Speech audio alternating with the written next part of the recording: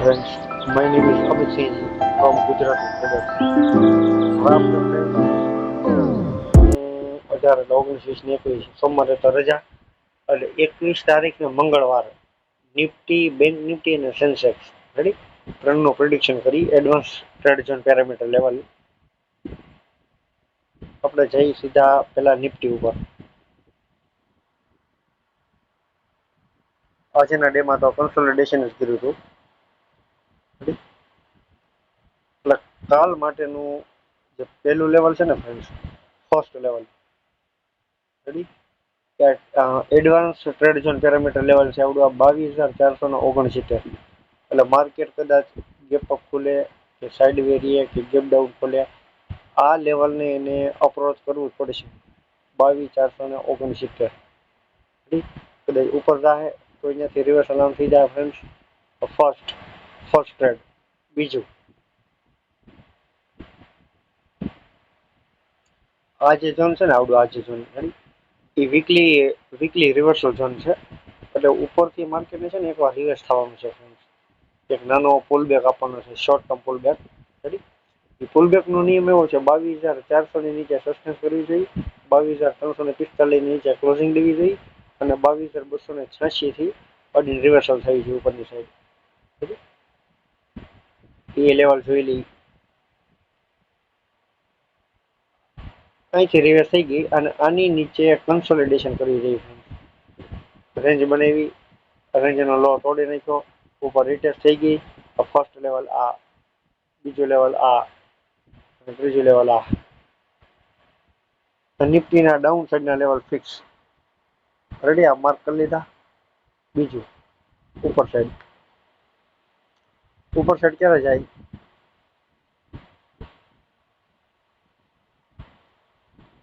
Gap down ખોલી, આ લેવલને ટચ થઈ ગયું. જેવું આ લેવલને ટચ થાય એટલે આ જે ઝોન છે ને ફ્રેન્ડ્સ, આ આખો ઝોન એ રિવર્સલ ઝોન છે. હા, આખો ઝોન રિવર્સલ ઝોન છે ફ્રેન્ડ્સ. હા, અહીંથી ફર્સ્ટ ટાર્ગેટ 22,600, બીજો 22,795. નિફ્ટીનું વીકલી એનાલિસિસ છે ફ્રેન્ડ્સ. એની અંદર બધા દિવસો આવી ગયા એક્સપાયરી પહેલાના રેડી. નિફ્ટીના લેવલ માર્ક કરી લેજો. હવે આપણે જઈએ છીએ બેંક નિફ્ટીમાં. ચાલો ફ્રેન્ડ્સ, બેંક નિફ્ટી આવી ગયું.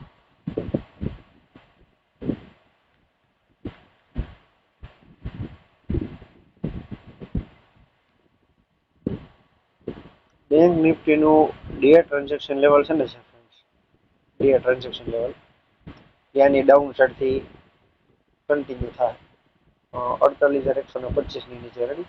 આ reversal zone trade parameter level છે. રિવર્સલ ઝોન છે ઉપર નીચે રેન્જ છે. રેન્જ ડાઉન લેવલ તમને કહી દઉં.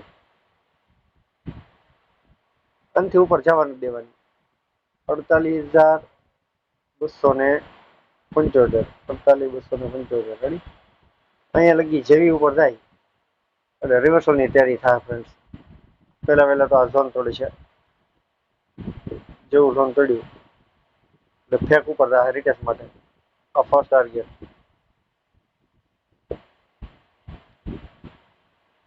બીજો ટાર્ગેટ 47,757.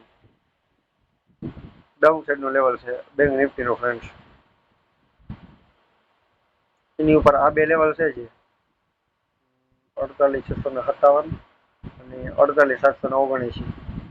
ત્યાં ક્યારે શક્ય થાય ફ્રેન્ડ્સ કે ગેપ ડાઉન ખોલીને આ લેવલથી રિવર્સ થાય, આ લેવલથી આ 48,068-66 આ લેવલથી રિવર્સ થાય અને આની ઉપર ટકી ગઈ તો. પણ શક્ય નથી કે બેંક નિફ્ટી એની ઉપર ટકે રેડી. આ ફર્સ્ટ ટાર્ગેટ, આ બીજો ટાર્ગેટ.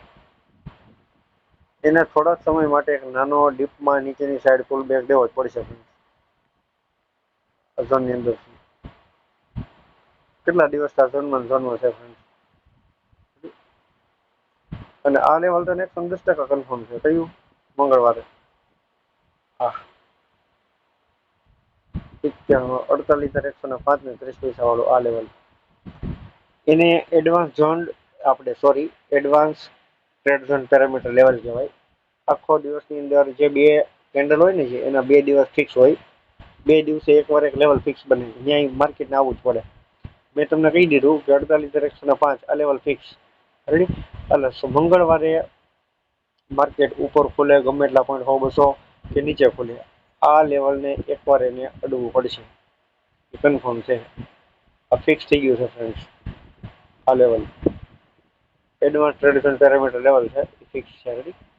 તો આ લેવલ બધા માર્ક કરી લેજો. હવે આપણે જઈએ સેન્સેક્સમાં. ચલો ફ્રેન્ડ, સેન્સેક્સમાં આવી ગયા આપણે.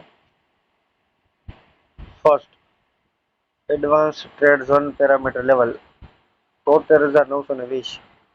આ લેવલ ડે ફિક્સ મંગળવાર માટે. કઈ રીતે? ઉપર ગમે એટલી ખુલી, ગેપ અપ ગમે એટલી ખુલી, આ રિવર્સલ ઝોન છે. ફર્સ્ટ ટાર્ગેટ તો એક દિવસનો કન્ફર્મ છે. આ લો લગી તો એને એકવાર તો આવવું જ પડશે, ગમે એટલું ઉપર જાય કે નીચે જાય. આ લેવલ ફિક્સ થઈ ગયું મંગળવાર માટેનું. આ ફર્સ્ટ, આ સેકન્ડ, આ થર્ડ, આ ફોર્થ, ડાઉન સાઈડ ના લેવલ છે ફ્રેન્ડ. 73,920 મંગળવાર, અને નીચે સસ્ટેન્સ કરે તો બુધવારના ક્લોઝિંગ પહેલા આ લેવલ, ગુરુ શુક્રમાં આ લેવલ. આવતા વીકની અંદર આ રેલીનો મુવમેન્ટ નીચેની સાઈડ મળશે. ઉપર કેમ નહીં જાય એનો રીઝન,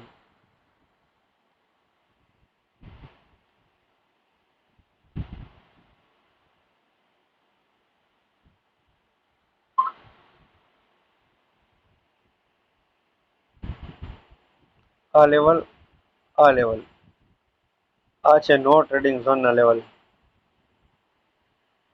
ઉપરની સાઈડ ગઈ, રિટેસ્ટ કર્યું એટલે ફેક છે મુવમેન્ટ. ઉપરની સાઈડ મુવમેન્ટ ફેક છે ફ્રેન્ડ. ગમે ત્યારે હાઈથી અને નીચે સસ્ટેન્સ કરીને માર્કેટ ગમે ત્યારે પલટી શકે.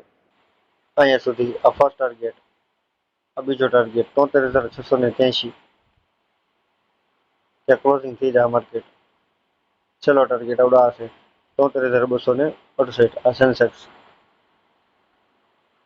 બીજું, જ્યાં સુધી 74,362 ડાઉન ખોલે કે ઉપર ખોલે, આની ઉપર ક્લોઝિંગ દઈ દેવી જોઈએ. કેન્ડલ ગ્રીન કેન્ડલ ક્લોઝિંગ દઈ દેવી જોઈએ એની ઉપર, તો નવી મુવમેન્ટ્સનો તમને બેનિફિટ રહે.